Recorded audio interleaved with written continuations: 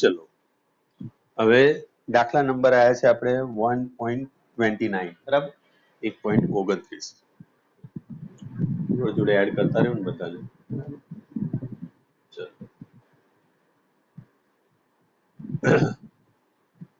ये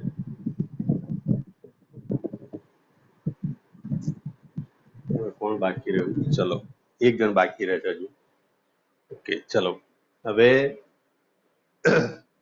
1.29 બરાબર 1.29 મો દાખલો બરાબર આ દાખલાની અંદર શું કીધેલું છે કે એક નળાકાર છે પોલો નળાકાર છે આ રીતે બરાબર આ પોલો નળાકાર કેવો છે પોલો નળાકાર બરાબર પોલો નળાકાર એટલે તમે આ રીતનું લઈ શકો જો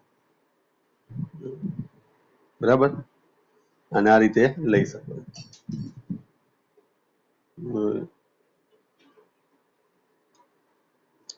આ રીતનો પોલો નળાકાર થયો જો આ રીતનો થયો આ પોલો નળાકાર થયો બરાબર તો હવે અહીંયા આગળના કોઈક ભાગની અંદર એમણે છિદ્ર પાડ્યું છે અહીંયા આગળ એમણે શું કર્યું અહીં કાણું પાડી દીધું બરાબર તો જુઓ સમજવાનો પ્રયત્ન કરજો આ પોલો નળાકાર થયો અહીંયા આગળ એક છિદ્ર પાડી દીધું બરાબર અહીં કાણું પાડી દીધું માની લો આટલું આમ આ ભાગમાં કાણું પાડી દીધું ક્લિયર આટલી વસ્તુ ચલો તો હવે તમને શું કહે છે કે એક પોલો વિદ્યુતભારી સુવાહક સપાટી પર એક નાનું છિદ્ર કરેલ છે આ સુવાહક સપાટી છે આ જે છે એ સુવાહક છે આ શું છે આખી સપાટી સુવાહક છે બરાબર જો આજે મેં તમને હમણાં બતાવ્યું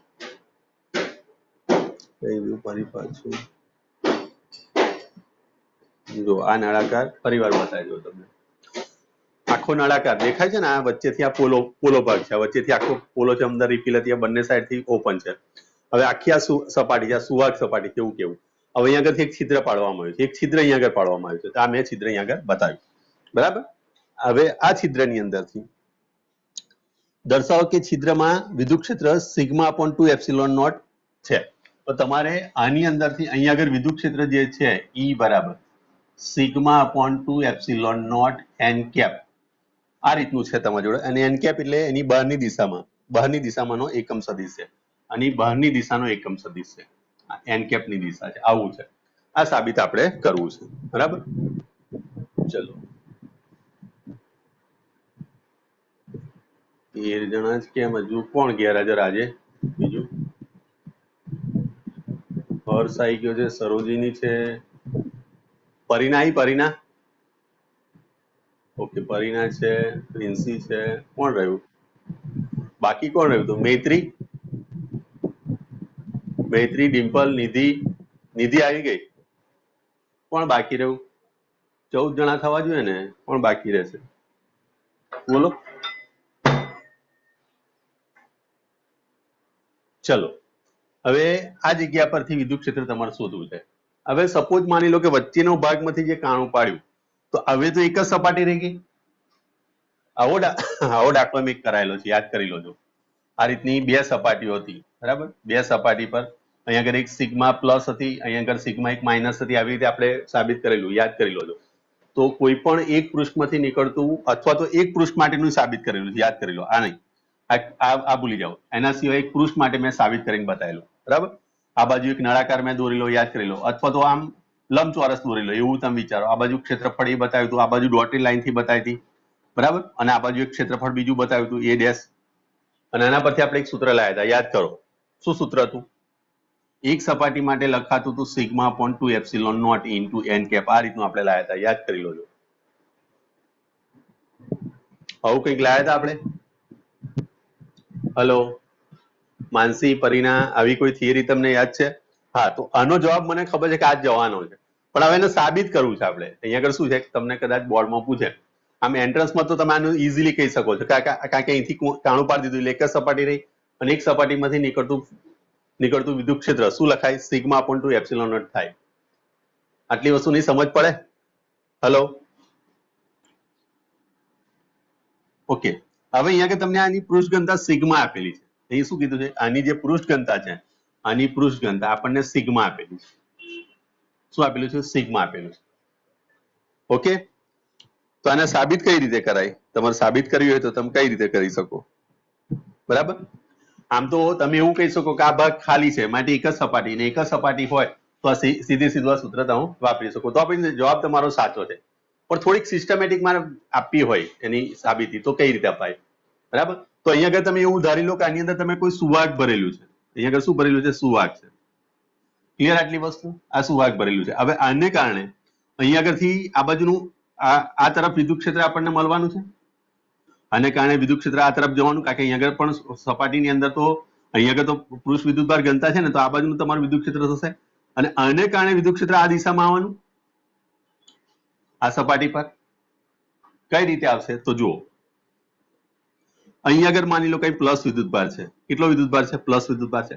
હવે અહીંયા આગળ તમે કોઈક માની લો કે આ ધાતુ ઉમેરી દીધી, અહીંયા આગળ ધાતુ, અહીં ધાતુ ભરી દીધી, બરાબર. તો આ પ્લસ વિદ્યુતભારને કારણે માઇનસ વિદ્યુતભાર ઉત્પન્ન થવાનું. હેલો, થાય ને? આ જેટલા પ્લસ હશે, દાખલા તરીકે હું તમને કહ્યું કે આ 4 પ્લસ ની સામે આ 4 માઇનસ ઉત્પન્ન થયા, તો વિદ્યુતભાર સંરક્ષણના નિયમ મુજબ શું થયું કે જેટલા અહીંયા પ્લસ ઉત્પન્ન માઇનસ ઉત્પન્ન થયા એટલા આ બાજુ પ્લસ પણ ઉત્પન્ન થવાના. ક્લિયર? હેલો. તો આ વિસ્તારની અંદર તમે જોશો તો આને કારણે ક્ષેત્રની દિશા આ તરફ હશે અને આને કારણે ક્ષેત્રની દિશા ઉર્ધ્વ દિશા હશે. હા, બંનેના આટલા વિસ્તાર માટેના મૂલ્ય સમાન હશે. દાખલા તરીકે આને તમે E1 કહો છો તો આને તમે E2 કહો છો. તો એ રીતે હવે આ બંને ક્ષેત્રો આ દિશામાં આવી જશે. આનું ક્ષેત્ર અને આનું ક્ષેત્ર બંને બહારની તરફ આવશે, એટલે કે E1 અને E2 એ બંને એક જ દિશામાં બહારની તરફ આવશે. ક્લિયર આટલી વસ્તુ? કોઈ કન્ફ્યુઝન? હેલો.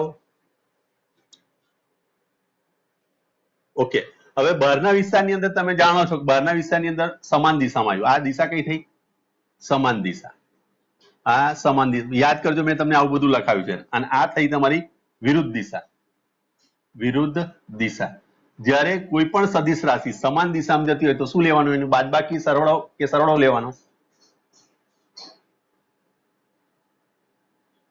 હેલો. બાદબાકી લેવાનું કે સરવાળો લેવાનો? બાદબાકી. તો અહીંયા આગળ તમારી જોડે આવશે E1 માઇનસ E2 અને આના બરાબર શું થશે? તો આના બરાબર 0 થશે, કારણ કે આ બંને મૂલ્ય સમાન છે. આ બંનેના જે વિદ્યુત ક્ષેત્ર થશે, કારણ કે એ સિગ્મા બંને માટે સમાન હતી, તો આને કારણે વિદ્યુત ક્ષેત્ર તમારું આ એક ઇક્વેશન 1 મળશે. અને અહીંયા આગળ વિરુદ્ધ દિશામાં જ્યારે જતા હશો તો અહીંયા આગળ તમે લખશો E1 પ્લસ E2. એ વખતે તમારું અહીંયા આગળ આને કારણે ગાઉસના નિયમ મુજબ જો લખવા જઈએ તો અહીં જો ગાઉસનો નિયમ વાપરીએ તો ફ્લક્સ બરાબર યાદ કરી લો, જો ઇન્ટિગ્રેશન E ઇન્ટુ DA આવું કંઈક લખતા હતા આપણે, અને આના બરાબર આપણે sigma upon Q upon epsilon naught લખતા હતા. આ બંને એક જ દિશામાં જાય એટલે કે EDA cos θ આવું કંઈક લખતા હતા, યાદ કરી લોજો. અને cos 0 લખતા હતા. cos 0 બરાબર આ 1 થઈ જાય અને DA ની જગ્યાએ તમે A લખો તો આની જગ્યાએ આવશે Q અપોન એપ્સિલોન નોટ. આ એને નીચે લઈ જાઓ તો તમારો જવાબ આવે sigma upon epsilon naught. E બરાબર, તો E1 બરાબર E2 બરાબર તમારી જોડે આવશે sigma upon epsilon naught. Clear? બહારના વિસ્તારની અંદર બાદબાકી લોશો એટલે તમારો સમેશન એનું 0 થશે. જ્યારે અંદરના વિસ્તારમાં તમે એનું સમેશન લોશો અને સમેશનનો જવાબ તમારો આટલો થવો જોઈએ. કેટલું? તો સિગ્મા અપોન એપ્સિલોન નોટ આવવું જોઈએ. પણ આ બંને મૂલ્યમાં સમાન છે. E1 અને E2 બંને મૂલ્યમાં સમાન છે. Twice E1 is equal to sigma upon 2 epsilon naught, epsilon naught થાય.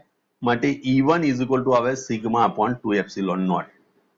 ક્લિયર? એટલે આની અંદરથી બહારની તરફ જે નીકળતું ફ્લક્સ જે થાય એ ફ્લક્સ કેટલું થશે? સિગ્મા અપોન 2 એપ્સિલોન નોટ થાય. બોલો, ખ્યાલ આવ્યો? હેલો. ઓકે, ચલો. કોઈ કન્ફ્યુઝન આમાં? તમે સીધી રીતે પણ આને સાબિત કરી શકો છો. દાખલા તરીકે આને તમે હટાવી દો, આ પૃષ્ઠ નથી, તમે એમ હટાવી દો તો અહીંયા આગળ શું થઈ જશે? આ ભાગ ખાલી થઈ ગયો, આ છિદ્ર થઈ ગયું. આ છિદ્ર છે અને છિદ્રમાં કોઈ વિદ્યુતભાર અહીંયા આગળ Q0 છે, તો E પણ અહીં 0 જ થવાનો છે. પણ આ સપાટીને કારણે અહીંયાથી બહાર નીકળતું ફ્લક્સ કેટલું થયું? બરાબર. તો જ્યારે બે સપાટી હતી ત્યારે તમારી જોડે સિગ્મા અપોન એપ્સિલોન નોટ આવતું હતું. જ્યારે હવે એક જ સપાટી થાય તો સ્વાભાવિક છે કે સિગ્મા અપોન 2 એપ્સિલોન નોટ થાય. આ રીતે પણ તમે સાબિત કરી શકો છો. સમજ પડી? જ્યારે પોલો નળાકાર હોય તો બે સપાટીઓ હોય તો ત્યારે આપણે કહેતા હતા એવું કે ભાઈ આની અંદરથી નીકળતું ફ્લક્સ કેટલું થાય? તો સિગ્મા અપોન એપ્સિલોન નોટ થાય. બરાબર? ક્લિયર આટલી વસ્તુ? કોઈ કન્ફ્યુઝન આવે? આવડશે ને? હેલો. ઓકે, ચલો. સમજ ના પડે તો મને પૂછતા રહેજો, એકદમ ઉતાર બિલકુલ કરશો નહીં. બરાબર? ચલો. હા, આ ટાઈપના દાખલા ખાસ કરીને એન્ટ્રન્સમાં પૂછાતા હોય તો તમારે યાદ રાખવાનું છે કે એક સપાટીને કારણે મળતું ક્ષેત્ર કેટલું થાય? એક સપાટી જ્યારે હોય, એક જ સપાટી, પણ કેવી સપાટી? વિદ્યુત ભારિત હો, એની પર વિદ્યુત ભાર હોવો જોઈએ હો, વિદ્યુત ભારિત સપાટીની વાત કરું છું. ત્યારે વિદ્યુત ક્ષેત્રનું સૂત્ર શું થશે? Sigma upon 2 epsilon naught. અને એ દિશા બતાવી દો તો અહીંયા આગળ એન કેપ લખાય. પણ બે સપાટી હોય ત્યારે એના છેલ્લો દાખલો આપણો સ્વાધ્યાયનો છેલ્લો દાખલો હતો. બે સપાટી જ્યારે લીધી હતી, એકની પર પ્લસ હતી, એકની પર માઇનસ હતી, ત્યારે શું થાય? બે પ્લસ હોય ત્યારે શું થાય? એ બધી વસ્તુની આપણે ચર્ચા કરી હતી. ખ્યાલ આવ્યો? હલો, ખબર પડી ને? ઓકે, ચલો ચલો એના પછી ગઈકાલ વાળો જે દાખલો હતો આપણો અધૂરો હતો, બરાબર? એથી આપણે આગળ વધીએ. દાખલો નહીં, એ થિયરી છે, એની અંદર આપણે સમજવાનો પ્રયત્ન કરીએ. કોઈને અંધારું પડે છે? લાઈટ કરવાની જરૂર છે? ચાલશે ને? ઓકે, ચલો ફરી આપણે પાછું આપણે એ આકૃતિ દોરી દઈએ, બરાબર? આ બે વિદ્યુત ભાર લઈ લઈએ આપણે. આ ક્યુ માઇનસ, આ ક્યુ પ્લસ, બરાબર? અહીંયા આગળ એનું ઉગમ બિંદુ, અહીંયા આગળથી એક સ્થાન સદિશ દોર્યો, એક બીજો સ્થાન સદિશ દોર્યો, અને વચ્ચે તમારો આ ડોટેડ લાઈન વાળો આર સદિશ. આ Q1 હતો અને આ Q2 હતો, બરાબર? તો આને અહીંયા આગળ R1 લઈ લીધો, અને R2 લઈ લીધો, અને આને R લઈ લીધો, બરાબર? ચલો, આપણું સૂત્ર મેન જે હતું V ઓફ P, એ આવું કંઈક આવેલું કે Q અપોન અહીંયા આગળ R1 minus KQ upon R2. આવું સૂત્ર મેં સાબિત કરેલું, યાદ કરી લેજો. તો KQ મેં બહાર કાઢી લીધો હતો, 1 upon R1 minus 1 upon R2. અને ઇક્વેશન મેં 1 આપવાનું કીધેલું. એટલે બાકીનું વર્ણન તો તમે કરી શકો છો ને, એનું વર્ણન ને બધું તો હું સમજાવવા નથી રહેતો. હવે આટલેથી આટલું અંતર જે હતું એ અંતર E હતું, અને આ પણ અંતર E હતું, યાદ કરી લોજો. ક્લિયર? આમાં કોઈને કન્ફ્યુઝન વર્ણન કરવામાં? તો ભાઈ ડાયપોલ એક દર્શાવી છે, ડાયપોલ વચ્ચેનું અંતર 2a છે, આ O ઉગમ બિંદુ છે, બરાબર? અહીં ઉગમ બિંદુ લઈ લો. ચલો, હવે મેં અહીંયા આગળથી તમારી ચોપડીમાં જે આપેલું હતું એની અંદર R1 square is equal to R square plus A square minus 2AR cos theta, આવું ગાણિતિક રીતે સીધું આપેલું છે, બરાબર? આની અંદર તમે એવું પણ કહી શકો છો કે દાખલા તરીકે આ બે સદિશ થઈ ગયો, અને આ એક સદિશ અને એક બીજો સદિશ, અને એનો આ પરિણામી સદિશ બનતો હોય, તો બે સદિશ વચ્ચેનો એંગલ થીટા હોય તો A square plus B square plus 2AB cos theta. જો તમે અહીંયા આગળથી આવી રીતે જાઓ છો, આમ આ રીતે, તો ક્લોકવાઇઝ તો એક વખતે માઇનસ લખો, અને એન્ટી ક્લોકવાઇઝ જ્યારે જાઓ ત્યારે પ્લસ લખો. એ રીતે પણ તમે જવાબ લાવી શકો છો. પણ મેં તમને એની સમજૂતી આપવા માટે cos થીટાનો ઉપયોગ કર્યો. તો દાખલા તરીકે પરીક્ષામાં આવું તમને યાદ ના રહ્યું, અહીંયા આગળ અહીં માઇનસ લેવાય છે, અહીં પ્લસ લેવાય છે, એવું યાદ ના રહ્યું, તો એની માટે એક અલગ ટ્રીક મેં તમને મેથેમેટિકલી બતાવી હતી. ત્યાંથી એક લંબ દોર્યો મેં, આ રીતે એક લંબ દોર્યો, બરાબર? હવે જુઓ, હવે આ અંતર તમે જોજો, આખું અહીંથી આ P બિંદુ સુધીનું અંતર આ R થયું, આટલું. તો એમાંથી આટલું તમે બાદ કરી નાખો તો આ અંતર શું થશે? R માઇનસ R1 થાય. અહીંયા આગળ મેં N, અહીં માની લો કે અહીં Q બિંદુ છે, આ Q, તો ત્રિકોણ અહીંયા આગળ તમારો થશે QNO માં 90 ડિગ્રી આવો થયો. તો આ ON બરાબર શું લખાશે? તો R માઇનસ R1 થાય, આ ત્રિકોણ. હલો, આખું અંતર R થયું, એમાંથી આ અંતરના અંતર સરખું છે, તો એ તમે બાદબાકી કરી દો તો આટલું તમને અંતર મળી જાય. R માઇનસ R1 કરી નાખો એટલે આટલેથી આટલું અંતર મળ્યું, એને R માઇનસ R1 કહેવાય. અને આના પરથી તમે શું લખશો? cos થીટા લો. તો આના પરથી તમે લખશો ત્રિકોણ, અહીંયા આગળ લખશો OQN માં એંગલ Q બરાબર, સોરી, એંગલ N બરાબર 90 ડિગ્રી છે, બરાબર? તો હવે તમે આગળ લખશો cos થીટા બરાબર પાસેની બાજુ એટલે ON ભાગ્યા કર્ણ. આ 90 ડિગ્રી થયો તો આ કર્ણ થયો, કર્ણ બરાબર તમારો લખ્યા QO. ચલો, ON બરાબર લખાય R માઇનસ R1, અને આના બરાબર લખશો તમે અંતર A. તો અહીંયા આગળ તમારી જોડે સૂત્ર થઈ જશે A cos theta is equal to R minus R1. તો મારે જોઈએ છે R1 ની કિંમત, અને પછી એનો 1 અપોન કરવો છે. તો અહીંયા આગળ હું શું લખીશ?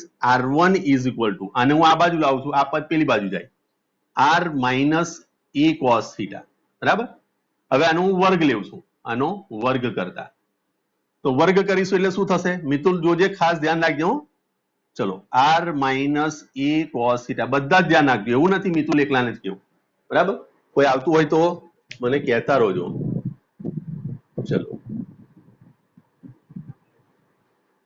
12 જણા જ કેમ થઈ ગયા ફરી પાછા? બધા આયા હતા ફરી પાછા ગાયબ કેમ ના થઈ જાય છે? ચલો, હું પેલું વેઇટિંગ રૂમ ઓપન કર્યો, બરાબર. ચલો એટલે બધા અંદર આવી જઈ શકે. ચલો તો હવે આનું સાદરૂપ આપશો એટલે શું થશે જુઓ, r1 square is equal to r square minus 2ar cos theta plus a square છે, a square cos square theta. પણ આનું મૂલ્ય બહુ સૂક્ષ્મ થશે. આ સૂક્ષ્મ છે, અતિ સૂક્ષ્મ હોવાને કારણે એને આપણે શું કહીએ છીએ અવગણતા. એને અવગણતા. તો આપણી જોડે ફાઇનલ ઇક્વેશન આવશે r1 square is equal to r square minus 2ar cos theta. હું આ રીતે લખું છું r સ્ક્વેર માઇનસ 2a. અહીં સ્ક્વેર કરી દઉં છું, નીચે r લઈ લીધો મેં. લખી શકાય ને આવું? ગઈકાલે મિતુલ સમજાવ્યું તું, યાદ છે તને?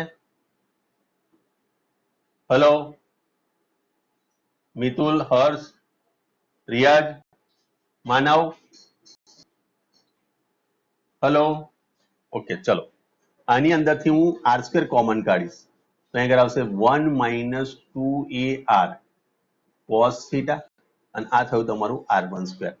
હવે આનું રૂટ કાઢી લઈએ એટલે અહીં આગળ આવશે r is equal to r અને આ થશે 1 minus 2ar cos theta raise to half. ચલો આટલે સુધી સમજ પડી દરેકને? હેલો. ઓકે ચલો હવે જુઓ, મારે જોઈએ છે વેલ્યુ 1/r ની, એટલે હવે શું કરીશ, આનો હું 1/r કરું એટલે આ હું કાઢું છું. મારે વેલ્યુ જોઈએ છે 1/r ની. જો એટલે અહીંયા આગળ હવે 1/r1 ઇઝ ઇક્વલ ટુ લખાશે 1/r1 ની વેલ્યુ તમારી જોડે આ છે તો r અહીંયા આગળ આવશે 1 માઇનસ 2a/r બરાબર cos થીટા રેઝ ટુ 1/2. હું આમ પણ લખી શકું 1/r સાઈડ પર લઈ લીધો, આ ઉપર લઈ ગયો 1 minus 2ar cos theta raise to -1/2. હવે આ જે પદ છે એ પદ ઉપર હું દ્વિપદી પ્રમેય વાપરીશ. કયો પ્રમેય? દ્વિપદી પ્રમેય નો ઉપયોગ કરતા. આટલું જ તમારે લખવાનું છે, બીજું કશું લખવાનું નથી. ઇઝ ઇક્વલ ટુ આવી જશે 1/r લખવાનું અહીંયા આગળ અને આ જે છે એ 1 લખવાનું માઇનસ, આ માઇનસ અહીંયા આગળ આવી ગયો. આ ઘાત જે છે એ નિશાની સાથે અહીંયા આગળ મૂકી દેવાની, બીજું કશું જ કરવાનું નહીં તમારે. આટલું તમારે યાદ રાખવાનું છે અને cos થીટા લખી દો. અને વધારે જો તમારે લખવું હોય તો પ્લસ અહીંયા તમે લખી શકો અવગણી શકાય તેવા પદો. અહીં તમારે લખવું હોય તો લખી શકાય અવગણી શકાય તેવા પદો. આને લખવાની જરૂરિયાત નથી, આટલું લખી દોજો, ઇનફ છે. આ માઇનસ માઇનસ શું થઈ જશે? પ્લસ થઈ જશે. આ 2 2 અહીંયાથી કટ થઈ જશે એટલે તમારું ફાઇનલ ઇક્વેશન આ રીતનું આવશે.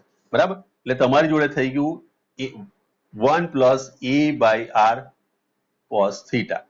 આ તમારો 1/r1 આવ્યો. ક્લિયર? ખબર પડી ગઈ? હેલો. ઓકે, હવે સેકન્ડ જુઓ. હવે તમે શું કરો છો? હવે આ ભૂલી જાઓ. હવે તમે અહીંયા આગળથી આ ઉગમ બિંદુ પરથી બીજો એક લંબ દોરો છો. દાખલા તરીકે એનું નામ આપ્યું મેં એમ. આ ઓ અહીં Q2 થઈ ગયો તો આ પણ થીટા જ થયો. આ થીટા થાય તો આ થીટા થાય, આ 90 ડિગ્રી થાય તો આ કર્ણ થશે. હવે આ સંજોગોમાં જુઓ તમે r2 મોટો થયો અને r નાનો થયો એટલે તમે લખશો આ જે મૂલ્ય છે એને r2 માઇનસ r લખશો. લખાય આવું? હેલો. ઓકે ચલો હવે cos થીટા શોધો. તો હવે અહીં આગળ cos થીટા બરાબર શું લખાશે? તો Q2m અપોન Q2o. Q2m બરાબર શું છે? તો r2 minus r upon a થઈ ગયો. આ a છે આટલો. ધેરફોર તમારી જોડે આવશે a cos theta is equal two r2 minus r. Therefore r2 is equal two r2 તમે કરતા બનાવો એટલે આને આ બાજુ લઈ જાઓ તો r plus a cos theta. ફરી જુઓ આપણે શું કર્યું? એનો વર્ગ કર્યો હતો. આજે હતું ને એનો વર્ગ કર્યો હતો તો અહીં તમે વર્ગ લો. ચલો વર્ગ કરતા તો એ શું થશે? r2 square is equal to r square. આનો વર્ગ કરી દો તમે, આખાનો વર્ગ થશે એટલે r square plus 2ar cos theta plus a square cos square theta. આને આપણે અવગણતા હતા, યાદ છે ને? કે એનું મૂલ્ય બહુ નાનું છે અને એનો સ્ક્વેર કર્યો અને જોડે એમાં તમે cos સ્ક્વેર થીટા કરો એટલે આનું મૂલ્ય અવગણતા. શું કરતા હતા આપણે? અવગણતા. કોને ખબર ના પડતી તો વચ્ચે પૂછી શકે છે મને. Therefore r2 square is equal to r square plus 2ar cos theta.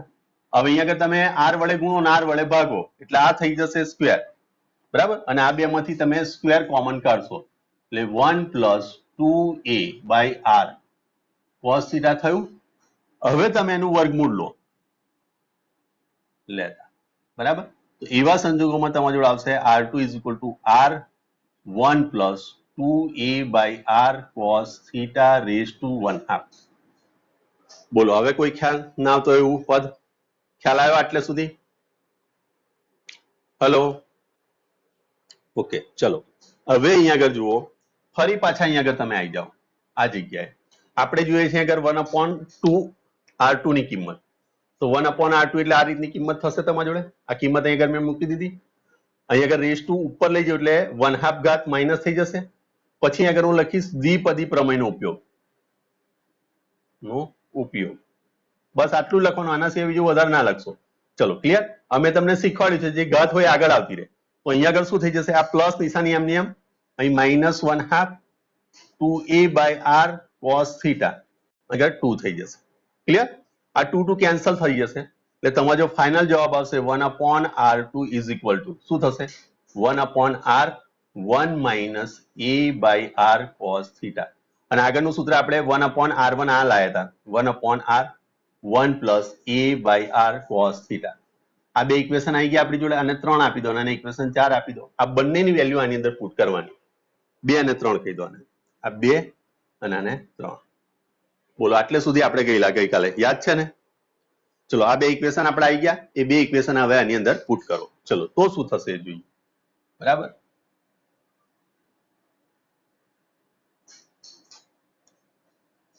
ચલો તો ઇક્વેશન 2 અને 3 નો ઉપયોગ ઇક્વેશન 1 માં, બરાબર.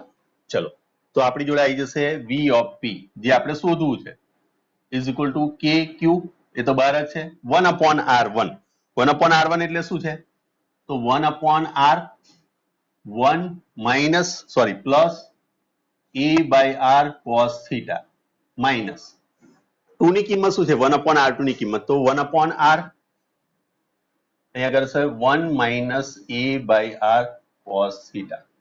ક્લિયર. આ રીતનું તમારો કૌંસ આવ્યો. હવે જુઓ 1/r બંનેમાં કોમન છે એટલે તમે સાઈડ પર લઈ લો એટલે k q upon r common આવી ગયું. અહીં જુઓ 1 plus q by r cos theta. આ માઇનસ અંદર ગુણાશે એટલે -1, આ minus minus plus a by r cos theta. ચલો આ પ્લસ માઇનસ ઉડી જવાના, 1 અને 1 2 થઈ ગયા વેલ્યુ, એટલે હવે અહીંયા આગળ તમારી જોડે આવી ગયું આ a છે, એ છે. તો અહીં આગળ k q upon r 2a cos theta by r. Clear. ચલો તો હવે તમે અહીં લખશો k q 2a cos theta upon r square. ચલો v ઓફ p આ રીતનું તમારા જોડે આવ્યું. ક્લિયર આટલી વસ્તુ? કોઈ કન્ફ્યુઝન આમાં આટલે સુધીમાં? કોઈ ડાઉટ? ઓકે. પણ એક સૂત્ર તમે જાણો છો, પણ 2aq ઇઝ ઇક્વલ ટુ શું લખાય? ડાયપોલ મોમેન્ટ p લખાય. હેલો. અને આ સદિશ રાશિ છે, બરાબર. તો હું આને આમ પણ લખી શકું કે આખા પદ બરાબર લખીશું p સદિશ, અને અહીં આગળ cos થીટા લખું છું અને અપોન r સ્ક્વેર, બરાબર. આ p થયું, એનું મૂલ્ય થયું. હવે જો મારે અહીં આગળ આ cos થીટા છે, મારે એનો ઉપયોગ કરવો છે સદિશ ને અદિશના ગુણાકારમાં, તો બે પ્રકારના ગુણાકાર મેં તમને શીખવાડ્યા હતા, યાદ કરો. બે પ્રકારના ગુણાકાર હતા આપણી જોડે. એક તમે લખતા હતા a ક્રોસ b, બરાબર, લખતા હતા ab sin થીટા, અને જે તે દિશા લખતા હતા. આ દિશા કારણ કે આ સદિશ ગુણાકાર, એવી રીતે લખતા હતા આપણે a ડોટ b, બરાબર, લખતા હતા a b cos theta. Clear આટલી વસ્તુ? કોઈ કન્ફ્યુઝન? ચલો હવે અહીંયા આગળ હું તમને એમ કેવું કે અહીંયા હું એક એકમ સદિશ લઈ લઉં. એકમ સદિશ એટલે અહીંયા આગળ કોઈક એકમ સદિશ મેં લખ્યો, દાખલા તરીકે i કેરેટ કે j કેરેટ કે r કેરેટ. r કેરેટ મેં એકમ સદિશ લઈ લીધો અને b ની જગ્યાએ હું લઈ દઉં છું p સદિશ. તો એકમ સદિશનું મૂલ્ય અહીંયા આગળ શું લખાશે? 1. અને p ની જગ્યાએ હું લખીશ p, બરાબર, અને આગળ થઈ જશે cos થીટા. તો p cos થીટા જ્યાં મને દેખાય ત્યાં હું લખી શકું p ડોટ r અથવા તો r ડોટ p પણ લખી શકાય. આ વસ્તુની સમજ પડી કે ના પડી? આના પૈસા છે, આનું કશું નથી, આ તો તમે એમને ગોખી મારશો, પણ આ સમજવાના પૈસા છે. સમજ પડી કે નહીં? માનસી, પરીના, પ્રિન્સી, તને સમજ પડી આ વસ્તુ જે અમે બનાવીએ? ખબર પડી? હા, ચલો ફરી વાર કહી દઈએ. ચલો ફરી વાર જોઈ લો અહીંયા આગળ બધા જ, બરાબર.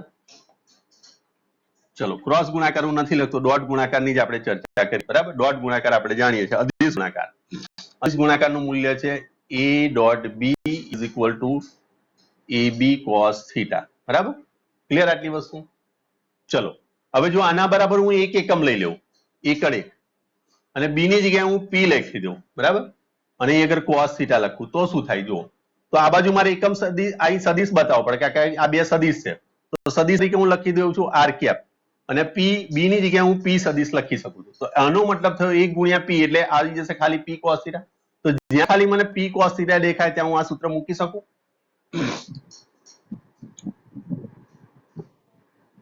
તો આનો મતલબ એવો થયો કે અહીંયા આગળ તમે લખશો કે p dot r cap upon અહીં આગળ આવશે r સ્ક્વેર. તો v ઓફ p બરાબર આ એક સૂત્ર મળશે તમને ચોપડીની અંદર, આ રીતનું એક સૂત્ર આવશે. છેલ્લે જુઓ, લાસ્ટમાં તમને આપેલું હશે, જુઓ આ રીતનું, અને k ની વેલ્યુ અહીં આગળ એને મૂકેલી છે. k બરાબર અહીં આગળ લખીએ છીએ આપણે 4 pi epsilon not into r square. આ રીતનું સૂત્ર આપેલું છે. જો છેલ્લું સૂત્ર લાસ્ટ, આ તમને છેલ્લામાં અહીં આગળ બતાવેલું છે. ખ્યાલ આવ્યો? Hello, okay. અને અહીં શરત મૂકેલી છે કે r is very very greater than a, અને એટલા માટે જ મેં અહીં આગળ 2-4 જગ્યાએ અવગણવાનું તે અવગણ્યું હતું. એની કિંમત મેં અવગણી હતી. શા માટે? કારણ કે એ બહુ નાનો છે માટે. તો આ રીતનું તમારું સૂત્ર તારવાનું આવે. ક્લિયર? હવે આ સૂત્રનો મિનિંગ શું થયો આ સમજો. v ઓફ p જે છે અહીંયા આગળ તમે લખો છો કે 1/4 પાઈ એપ્સિલોન નોટ, અથવા તો k લખી શકો છો. આગળ p કેપ, p સદિશ r cap upon r square. તો આપણે નોર્મલ લાઈફની અંદર જે વિદ્યુત સ્થિતિમાન લખીએ છીએ, વિદ્યુત સ્થિતિમાનનું સૂત્ર થાય છે v ઓફ p બરાબર, સૂત્ર આપણે લખીએ છીએ 1/4 pi epsilon not q by r, અને તમે જોઈ શકો કે r સ્ક્વેર છે, બરાબર. એટલે આ છેતરાતા નહીં પાછી, બરાબર. ચલો આટલે અડધો કલાક જેવું થાય, એટલે કે 10 મિનિટનો પેલો મેસેજ આવે છે, આપણે ફરી એડ થઈએ બધા. કટ કરું છું, ફરી જોઈન થજો, લિંક મોકલું છું.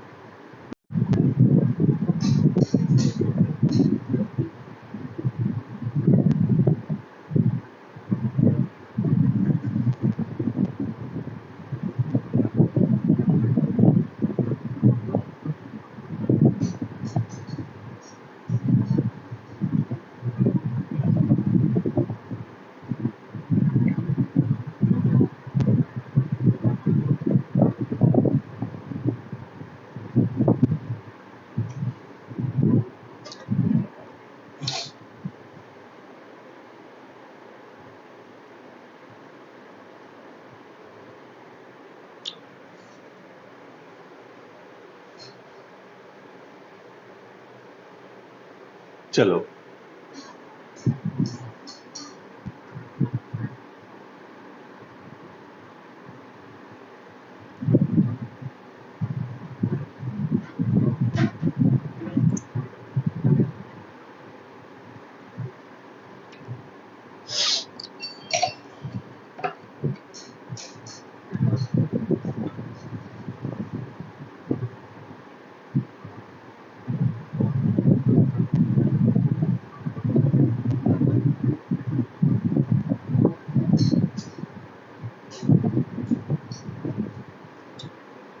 ચલો કોણ બાકી રહ્યું છે હવે? લો હવે લેગ રૂમ ઓપન મેં કરી દીધો, વેઇટિંગ રૂમ, બરાબર. ચલો એટલે આવી જશે. આ બે સૂત્ર મેં લખ્યા છે, એને ધ્યાનથી જોજો, બરાબર. અને એનો મિનિંગ શું થાય છે મને કહો તમે, શું મિનિંગ થાય એનો, બોલો તો. એકમાં 1/r આવ્યું છે અને એકની અંદર 1/r² છે, તો એનો મિનિંગ શું કાઢો તમે?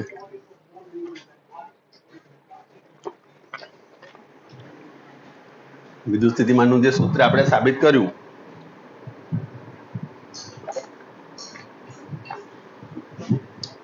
તો આ જે સૂત્ર જે છે ને, એ સૂત્ર ફક્ત ને ફક્ત કોની માટે વાપરી શકાય? બિંદુવત વિદ્યુતભાર માટે નું આ સૂત્ર છે. આ ધ્યાન રાખજો. આ કોની માટેનું સૂત્ર છે? બિંદુવત વિદ્યુતભાર માટેનું સૂત્ર. અને આ સૂત્ર કોની માટેનું છે? તો જ્યારે તમને એવું પ્રશ્ન પૂછવામાં આવે, બોલો કે વિદ્યુત ડાયપોલના લીધે વિદ્યુત સ્થિતિમાન શોધો, બરાબર. તમને શું કહેવામાં આવ્યું કે વિદ્યુત ડાયપોલને કારણે વિદ્યુત સ્થિતિમાન શોધો, તો તમારે આ સૂત્ર વાપરવું પડે. આ બે સૂત્રનો મિનિંગ ખબર પડી ગઈ? પરિણા, માનસી, માનવ, મિતુલ, બોલો, ખ્યાલ આવ્યો? ઓકે, ચલો. ઓકે ઓકે, મિતુલ તો દેખાયો નહીં, ચલો કઈ નહીં. ચલો હવે અહીંયા આગળ જે ડોટ પ્રોડક્ટ બતાવે છે, એનો મતલબ એ થયો કે આ કોસ થીટા પર આધારિત છે. હવે થીટા કયો? આ જે થીટા તમે જે આકૃતિ જોઈ હતી, બરાબર, તો એની પરથી તમે જોયું હતું કે આ રીતે એક નાની આકૃતિ હું બનાવું, તો અહીંયા આગળ વચ્ચે જે થીટા હતો એ કોની વચ્ચે? તો આર અને એની વચ્ચે. તો તમે એમ પણ કહી શકો કે આનું મૂલ્ય કોની પર આધારિત છે? થીટા પર. કોની પર આધારિત છે? તો ડાયપોલ મોમેન્ટ અને આર કેપ એટલે આની દિશાનો સદિશ. તો ડાયપોલ મોમેન્ટ અને આ વચ્ચેનો જે એંગલ થશે થીટા પર આધારિત થયો. આનો મતલબ શું થયો કે જો થીટા 0 હોય, આનો મતલબ એ થયો કે જ્યારે આના પરથી આપણે જો સૂત્ર બનાવીએ તો V of P, આપણી જોડે સૂત્ર આવશે 1/4πε0 P cos θ upon r². Clear આટલી વસ્તુ? હવે જો થીટા 0 હોય તો થીટા 0 cos θ 0 મીન્સ cos 0 બરાબર 1, એટલે તમારી જોડે એ વખતે V of P ની વેલ્યુ શું આવશે? 1/4πε0 P cos 0 થકાય અને આગળ આવશે r² cos 0 બરાબર 1 થઈ જાય અને એનું મહત્તમ મૂલ્ય થયું. આ શું થયું? મહત્તમ, પોઝિટિવ. ક્લિયર આટલી વસ્તુ? એ જ રીતે જ્યારે થીટા 90 ડિગ્રી હોય તો V of P is equal two લખાય 1/4πε0 P r² cos 90 ડિગ્રી. અને cos 90 ડિગ્રી નાના છોકરાને ખબર પડે, 9મા 10મા આવે એને ખબર પડે cos 90 ડિગ્રી શું થાય? બોલો. 0. તો આ 0 થઈ જશે આખું. એ જ રીતે થીટા બરાબર 180 મેં લીધા તો V of P બરાબર શું લખાશે? 1/4πε0 P upon r² cos 180 degree. cos 180 degree that means કે આના બરાબર લખાય -1 એટલે માઇનસ આવશે 1/4πε0 P by r² અને આ થયું તમારું મહત્તમ ઋણ. તો પરીક્ષામાં તમને પ્રશ્ન પૂછે કે મહત્તમ ઋણ માટે થીટા કેટલો થાય? તો 180. મહત્તમ ધન માટે થીટા કેટલો થાય? તો 0. અને શૂન્ય માટે થીટા કેટલો થાય? તો 90 ડિગ્રી. ખ્યાલ આવે આટલી વસ્તુ? તો આનો મતલબ એ થયો કે થીટા પર પણ આધારિત છે. તો આની 2-3 લાઈનો નીચે પણ લખેલી છે. તો જ્યારે તમને આ 4 ગુણની અંદર પૂછે તો આ બધી ચર્ચાઓ તમારે કરવાની રહે. જ્યારે 4 ગુણની અંદર જ્યારે આ પ્રશ્ન પૂછાય, બરાબર, અને તમે લખજો પણ આનો સવાલ છે ને 4 માર્કમાં જ લખજો, બરાબર. જો એના 2 મુદ્દા નીચે સ્પષ્ટ કરેલા છે. જો ડાયપોલને લીધે સ્થિતિમાન માત્ર આર પર જ આધાર રાખતું નથી, પણ સ્થાન સદિશ આર અને ડાયપોલ ની ચાક માત્રા પી વચ્ચેના ખૂણા પર આધાર રાખે છે. મેં તમને હમણાં જ કીધું કે આ બે વચ્ચેનો એંગલ એટલે એની ડાયરેક્શન જે છે, પી ની ડાયરેક્શન આ દિશામાં હોય, આ પી ની ડાયરેક્શન હતી અને આ આર હતો, અને આ બંને વચ્ચેનો જે એંગલ બન્યો એ થયો તમારો cos થીટા. તે cos થીટા પર આધારિત છે. ફર્સ્ટ મુદ્દો તમારે લખવાનો છે, બરાબર, ક્લિયર? અથવા તો તમે આ રીતે એનું ઉદાહરણ પણ આપી શકો કે P cos થીટા, બરાબર, તો થીટા પર આધારિત થયો અને થીટા પર કેવી રીતે આધારિત છે નીચે મુજબ જણાવેલ છે. તો તમે આ મૂલ્ય તારવી શકો છો. જો કે P ની આસપાસ અક્ષીય રીતે સમમિતિ છે, એટલે કે જો તેના સ્થાન R અને P ની આસપાસ થીટા અચળ રાખીને ગુમાવવામાં આવે